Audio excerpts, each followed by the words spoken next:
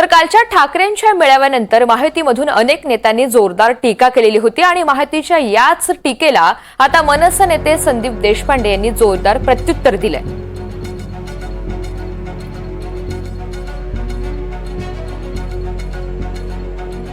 त्यांनी एक ट्विट केलेलं आहे, ते आपण पाहतोय।